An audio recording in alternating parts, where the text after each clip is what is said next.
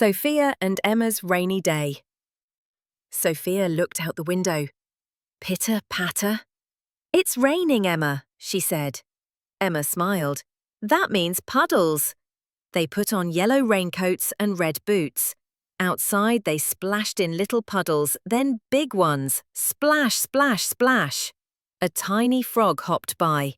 "Hello, Froggy," they giggled. The frog jumped into a puddle, plop, and splashed them. By the time the sun came out, Sophia and Emma were all wet and very happy. "Best rainy day ever," they cheered.